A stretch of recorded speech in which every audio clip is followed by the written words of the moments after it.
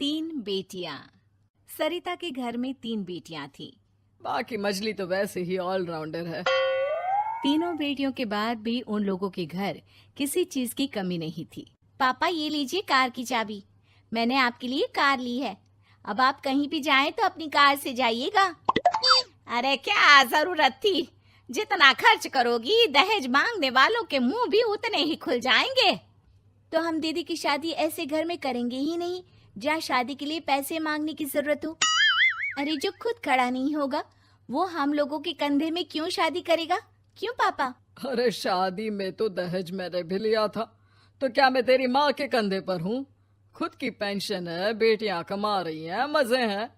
बस एक मलाल है कि बेटा नहीं हुआ। पापा जब आपने बोला कि मजे हैं, मैं तभी समझ गई थी कि अगली लाइन में आप यही बोलेंगे कि मलाल है। कोई बात नहीं पापा, फिलहाल आप ये कार लेकर घुमाओ। माँ तुम भी जाओ पापा के साथ। दोनों पति पत्नी बेटी की दी गई गिफ्ट कार में बैठकर घूमने निकल रहे थे कि पड़ोसी बोल पड़ता है, अरे भाई साहब, नई कार! यहाँ तो साइकिल भी बेचने की नौबत है। नजर ना लगाइए भाई साहब, जीवन में कार का सपना पूरा होना हम लोगों के लिए तो बहुत बड़ी बात है। हाँ हाँ, लाखों की कार हम हजारों की कमाई वालों के लिए कहाँ मुमकिन थी, ऊपर से तब जब कोई बेटा भी नहीं है। वैसे भाई साहब, आपकी साइकिल बिक क्यों रही है? भगवान की दुआ से तो आपके 4 लड़के हैं। हाँ हाँ, आपको तो हेलीकॉप्टर से घूमना चाहिए। और खाक हेलीकॉप्टर भाई साहब, अब क्या छुपाना, 2 लड़के तो कुछ कमाते ही नहीं, सारा दिन टीवी मोबाइल में लगे रहते हैं। और बड़े 2 जो किसी तरह जिम्मेदार बने भी हैं, बहू के कहने पर एक पैसा हम लोगों को नहीं देते। ना इज्जत है ना मान सम्मान।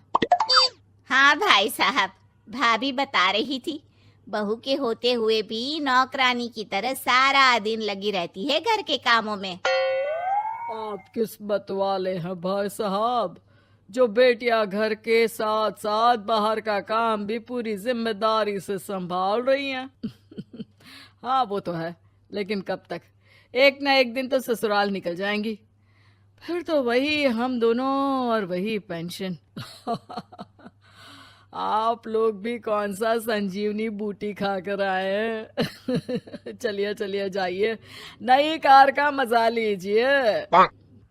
अच्छा ऐसा करते हैं, मेरी बहन के घर चलते हैं, काफी वक्त हो गया है मिले। दोनों बहन के घर जाते हैं जहां उसकी बहन और उसका पति बैठकर चाय पी रहे होते हैं। अरे भाई भाभी, आज रास्ता कैसे भूल गए आप लोग? अरे हम तो फिर भी भूल गए, तुम तो कभी नहीं आते हमारे घर। अरे कोई आने का साधन भी नहीं है ना, अब बस से आना हम लोगों के बस की बात तो रही नहीं भाई। अरे दे दे, 2 कार थी आप लोगों की, कहाँ गई? भाभी वो तो जिसकी थी वो ले गया। मतलब? 2 बेटे हम दोनों से अलग हो गए हैं, अपनी कार ले गए। अब हम दोनों अकेले, खुद बनाना खुद खाना। भाई बहन के घर से मिलकर बेटी की गिफ्टेड कार में बैठकर निकल जाते हैं।